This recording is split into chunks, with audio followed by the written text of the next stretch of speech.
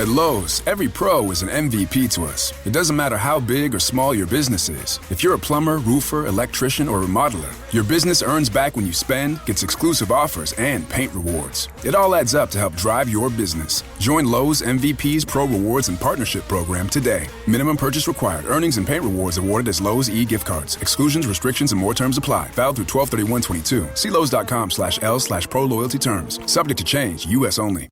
Ready to go inside the rock and roll world of Machine Gun Kelly? The all-new Hulu documentary, Machine Gun Kelly's Life in Pink, gives you intimate and unfiltered access to Machine Gun Kelly's meteoric rise to stardom as he overcomes self-doubt and haters to bring his authentic vision of music to his fans. The Hulu documentary, Machine Gun Kelly's Life in Pink, is now streaming only on Hulu. Sam Spade.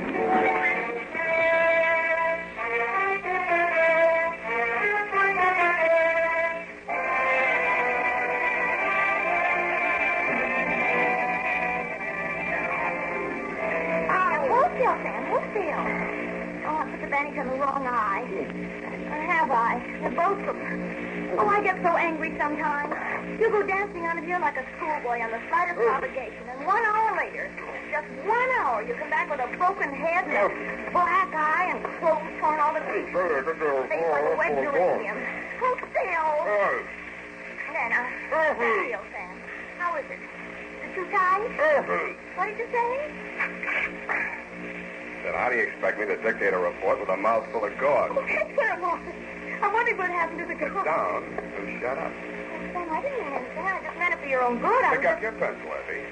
No, not the scissors. Oh, I'm sorry, Sam. I'm sorry. Two Patrolman Aloysius, FX Clancy, 3rd Precinct Station. Sam, the officer Clancy? That's right. That nice fat policeman that walks up and down our street? The same, Effie, Michael He brings me candy once in a while. Down, Effie. From Samuel Spade, license number 137596, subject the 1 hour caper, Dear Clancy. Yeah. In case you were aware of it, and I think you were, Clancy, this afternoon in San Francisco was warm, quiet, and dull. I was sitting in my underwear in front of the open window of my office, reading the news of the blizzard back east. I was not employed by the Chamber of Commerce to do this. My secretary had merely taken my suit downstairs to get it pressed. It began as the clock on the Church of Dismas Cathedral around the corner was hammering out the hour of 4.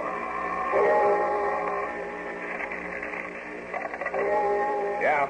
Mr. Spade, this is Hank Page. Page's printer right across the street. We printed some cards for you, remember? Oh, yes, Hank. I was about to call you. My secretary is just making out the check. Oh, forget that bill, Sam. I need your help. Well, drop in tomorrow. I'll be glad to talk to you. Tomorrow may be too late. I'd rather not be seen coming to your office. How about the saloon downstairs in your building, say, 5 minutes? Well, if it's important, Hank. Well, I don't know. I got something here. I want you to look at it. If it's what I think it is, it's important. I gotta hang up now. See you in 5 minutes.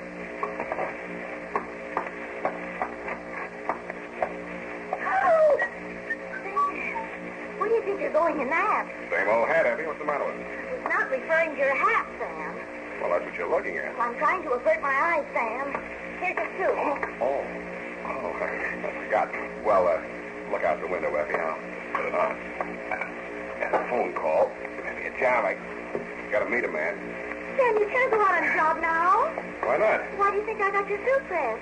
The man's coming to take your picture. What man? From Baffling Detective Magazine. Oh. Well, I'll try and make it for you. Oh, Sam, I'm tired of making excuses to people.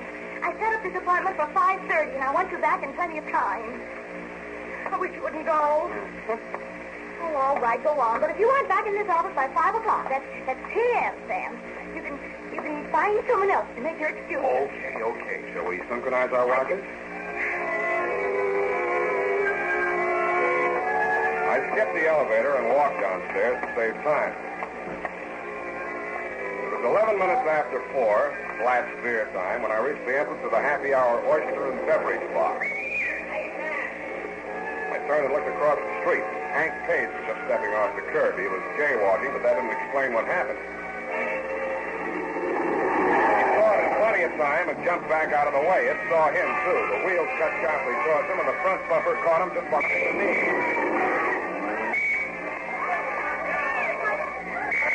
All right. Keep moving there. Keep moving. Come on. Back on the sidewalk. Come on now. We'll take care of him. Sam. Yeah, Hank.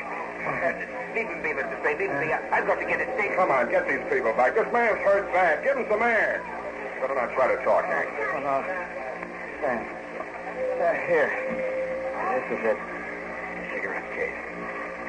Hey, wait a minute. What was that? What's what, Clancy? Well, he gave you something there. A gold cigarette case. I seen him. Oh, you must be mistaken, Clancy. Hank, can you talk anymore? Cigarette case. I have to find out. Gotta find out. My wife. Yeah, what about your wife? I can't.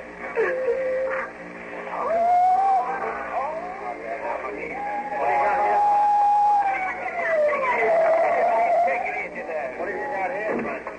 Hit and run. Looks kind of dead. Like I'd say we're dead, wouldn't you? This is morgue for a Clancy. DOA. Okay, boys. Okay, take him away. Now, come on. Please, everybody, stand back. Any of you people identify this man? Yeah, I know. You better come along then.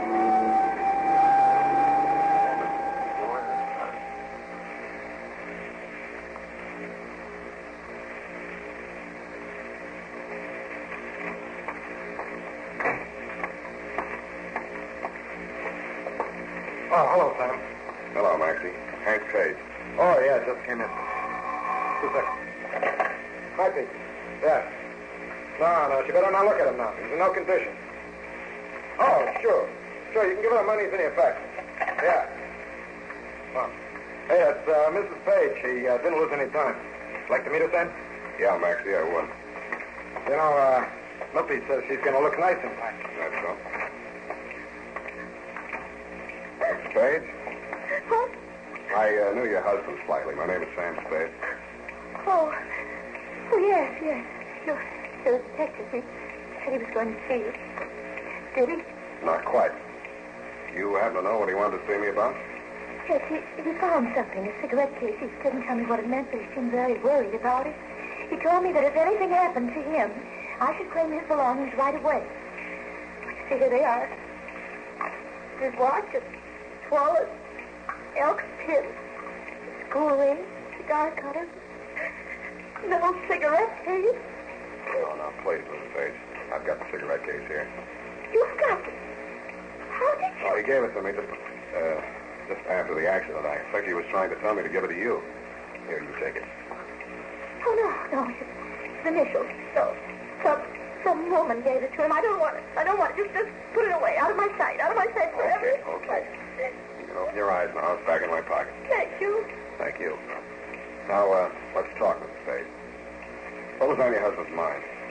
Well, I don't know. He wasn't very well. Heart trouble, nothing terribly serious, but he'd get these little spells and he has to stay home from work. Sometimes a week or 10 days, but Mr. Soule, the foreman at the print shop, would look after things, you know. I even thought he was getting better. Your husband have any fights lately? Oh, no. He wouldn't dare with his heart. He had a black eye. Oh, that happened at home. He fell down. Yeah. Well, I'll be in touch with you.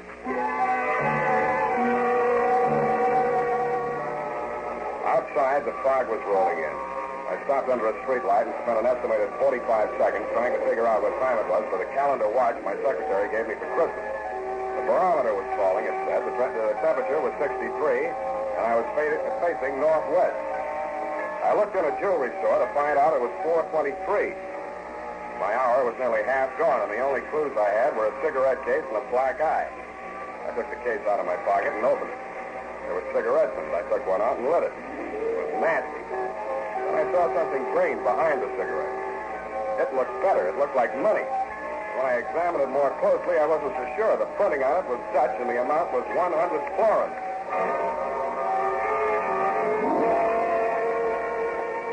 The banks were closed, but it only cost me 2 nickels and a paid telephone to find out where to take it. It was a small but solid-looking establishment on Montgomery. The gold lettering on the plate glass window said Van Pelton Meisner, commercial agent, Amsterdam, New York, San Francisco, Macassar, and Curacao. Gentlemen here? I want to see Mr. Meisner. There is no Mr. Meisner. That's only Van Pelt, and I'm Hendrik Van Pelt. I'm so sorry. Oh, don't see it like that. Maybe you can help me. What can I do with you? Well, somebody paid me off for a job in Dutch money. I want to know how much it's worth. Oh, this better than Meissner, I know. The value of money. Show me, please. Maybe you'd like a cigarette, too. They're Dutch.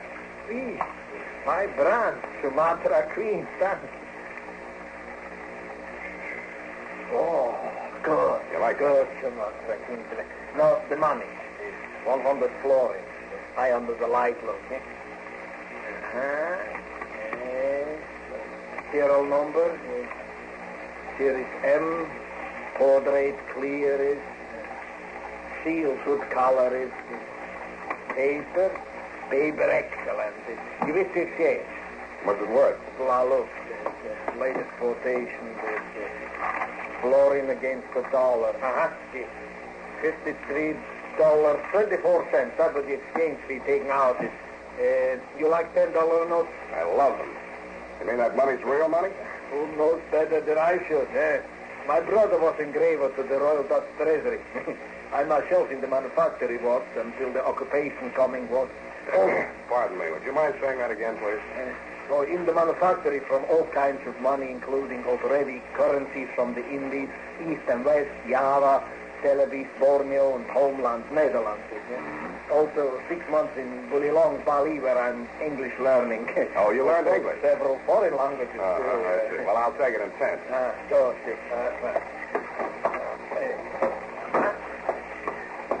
10, 20, 30, 40, 50, 1, 2, 3, is 10 cents and 20 cents, 3 cents. Danke.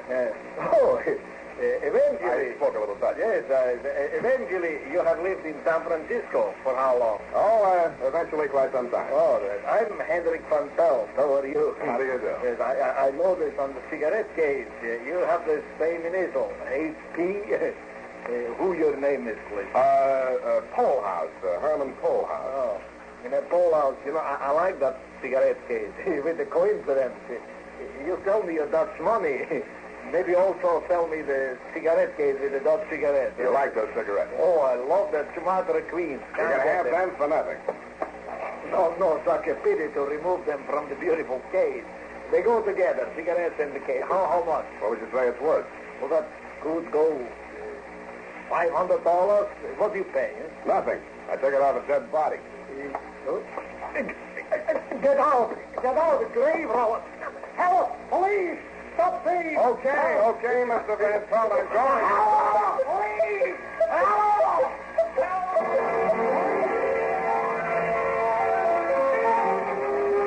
I ran, did not walk to the only exit. A squad of bank cops thundered past me, followed by half a dozen city dicks and some Burns men who confused Van Pelt's burglar alarm with that of the bank next door. Nobody paid me any mind until I reached Church Street. I was just crossing when I saw it the second time. It was the same car that had run down Hank Page. I strained my eyes against the headlights. I couldn't make out the man behind the wheel, but I got the license plate before it happened. I felt it before I heard it. It hit my chest like a sledgehammer. The last thing I heard was the footsteps of a heavy man pounding toward me. The clock on the Church of Business of Peace was chiming the half hour.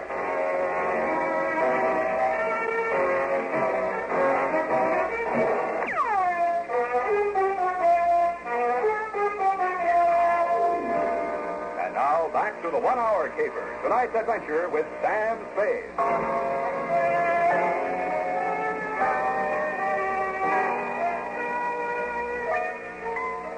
I'd started the caper with 2 clues, a cigarette case and a black eye on a dead man.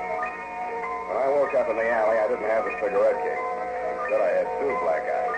One of them was on me. Strangely enough, I was alive. I reached inside my shirt to examine the bullet hole over my heart.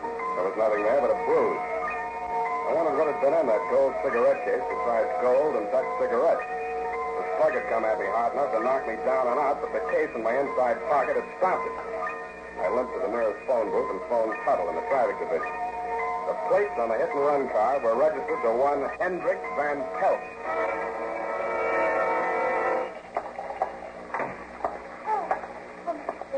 I'm so glad you're here. I was beginning to worry. Where's Mr. Van Pelt? That's just it. He went in the other room to make a drink. He hasn't come back. Listen, You don't know how glad I am you're here. Do you know why he invited me to have this drink with him? I can think of one reason. Oh, thank you.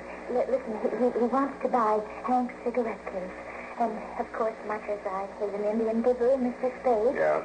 Well, you know, Hank didn't leave much, only a little insurance, and the printing shop is a partnership, you know, Hank and Mr. Soleil, and the cigarette case is just a windfall. I told him you wouldn't stand in the way of a widow. I wouldn't think of it. I knew you'd do the decent thing, Mr. Spade. Give me that. Please, Mr. Spade, my bruises. Besides, I haven't got it. You haven't got No, now look, Mr. Spade. it? Blanche. Okay, now, Blanche, try and think. Did you ever hear your husband mention Van Pelt? No. No, they never even met. Mr. Van Pelt said so. How'd Van Pelt find out about the cigarette case? He said you showed it to him. How well do you know your husband's partner, Mr. Soleil? Oh, we're total strangers now. I told my husband everything. He forgave me. And what did Mr. Soleil tell you? Nothing much, nothing. He's led a very dull life. Almost as soon as he got out of reform school, he took a forgery rap. Oh, very But that's where he became a master printer. And stir, as they say. Oh, yes, I know. But they're not much help. Au contraire, Blanche. Au contraire. I escorted her outside and pushed her into a taxi. Then I walked back to Church Street.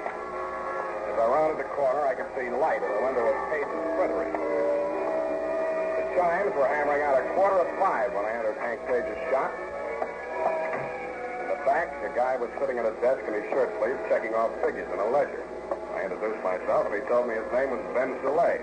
We shook hands, and then he waved me to a chair across the desk. This is awful, Spade. What with one thing and another, we're heels over head in work, and got to pull with these books, and I don't know a thing about it. And pardon me. Yes. Oh, all right. Oh, well, things are a little confused here just now. Could you tell me a little more about it? Huh? Oh, yes, I understand the problem. Well, we're handling it at this end, but we'll be very busy for a while. No, there's definitely no point in you dropping by tonight. I you think the news of the boss's death would make some difference to those customers, but no. Hey, take that fellow that just... Yeah, I know you're very busy, Mr. Soleil, and I don't want to take up too much of your time, so... Say, what makes you think that car deliberately ran down the boss? Did I say so? Well, you're an insurance dick, aren't you? You got me tagged. Anybody have anything against him, as far as you know? Well, he fired 2 printers last week. Why? Well, they couldn't spell in English. You see Mr. Page this afternoon? Yeah, he came in for about 10 minutes. Said he'd be back on the job tomorrow morning. He was killed just after he left. How'd he look? Well, same as usual. You wouldn't say he'd been in a fight. Oh, good Lord, no. He was a sick man. He had a piece of foreign in his hand when he was hit. Know anything about that? Oh, sure, he got it here. One of our customers, a man named Van Pelt, paid for some work with it. Boss wanted it for a souvenir, so he took it with him. Does Van Pelt know about Page's heart? Oh, that's a stupid question to ask. You didn't know Page was killed with Van Pelt's car. That's a long shot, bud. Thanks. Here's another one. You're lying straight down the line. Huh? You didn't see Page today. If you had, you'd have mentioned he had a black eye. He didn't take that Dutch money for a souvenir. If he had, you'd have mentioned the cigarette case. You said enough.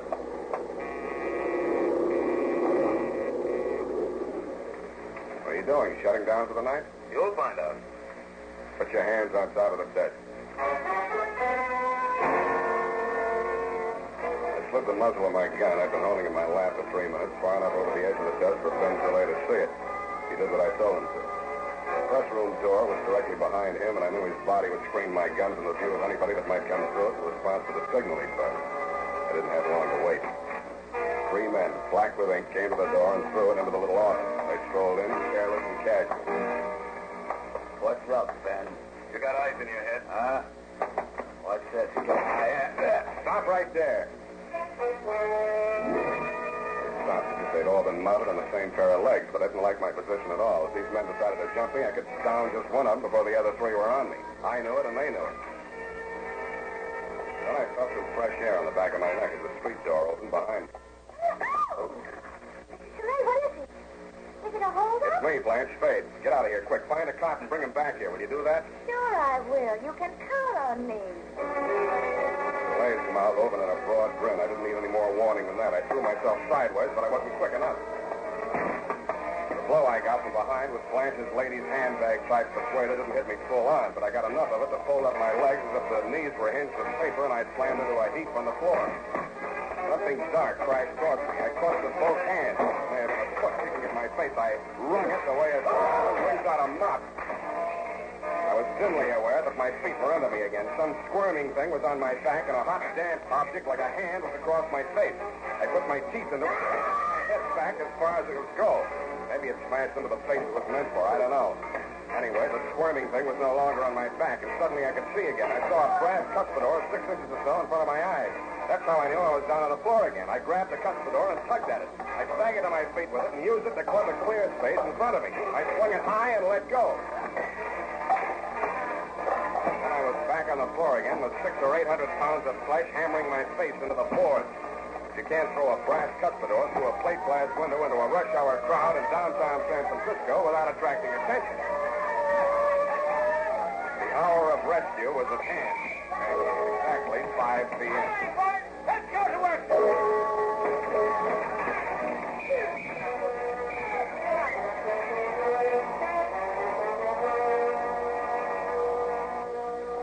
And Aunt Clancy is the most of the crop. You guessed it. It was a counterfeiting caper with variations. The returns are not all in yet, but I think when the feds pick up Van Pelt, they'll find he was telling the truth when he said he was working in the Dutch government printing office in Amsterdam at the time of the Nazi occupation. He probably bought his way out of the country with the same kind of money he and Soleil were printing here, genuine Dutch florins printed from the original plate. Being a skilled metal worker, he designed a gold cigarette case into which those plates would fit with uncanny accuracy.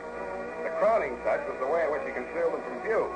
He filled the case with an odious brand of Dutch cigarettes, which only fools or criminals could possibly smoke. It was the safest hiding place in the world. So clever was it, now get this, Clancy, my boy, that even I, Sam Spade detective, never suspected the presence of base metal until it stopped that slug Van Pelt threw at me in the alley. Period. End of report. Oh, Sam, to think you went through all that just to keep your promise to me. Yes, Effie, but what hurts even more than these wounds is the thought that you doubted my word. Oh, I didn't say that, Sam. I only inferred that you had no sense of time. Yes? Well, I guess you've changed your mind about that, eh? No, I haven't, Sam.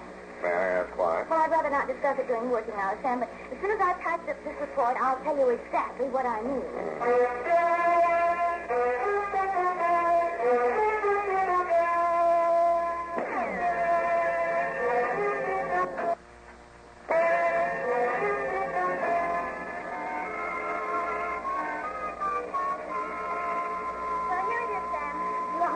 So I just hand it to him on the way to the streetcar. Save the stamp, F. What else? Oh, hi, Sam. You won't be needing me anymore. I'll... Sit down. It's nearly 5:30, Sam. And I told the photographer not to come. That's a fine thing. After all I've been through, you still say I have no sense of time, and you told the photographer not to come. Why? Because I knew you wouldn't be back in time, and if you were, you'd look so terrible the picture wouldn't be any good anyway. Thanks a lot. Oh, Sam. That's why I must have been so cranky. I must have had a premonition. You think? I don't know what's the matter with me.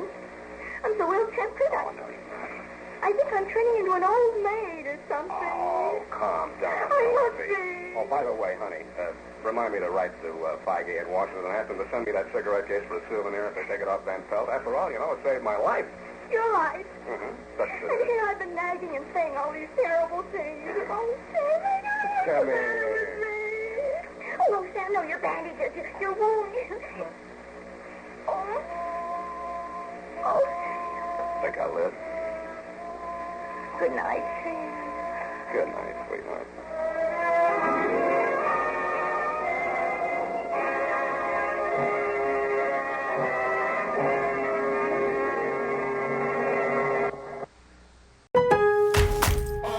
At Lowe's, every pro is an MVP to us. It doesn't matter how big or small your business is. If you're a plumber, roofer, electrician, or remodeler, your business earns back when you spend, gets exclusive offers, and paint rewards. It all adds up to help drive your business. Join Lowe's MVP's Pro Rewards and Partnership Program today. Minimum purchase required. Earnings and paint rewards awarded as Lowe's e-gift cards. Exclusions, restrictions, and more terms apply. Valid through 12/31/22. See Lowe's.com/L/Pro Loyalty Terms. Subject to change. U.S. only.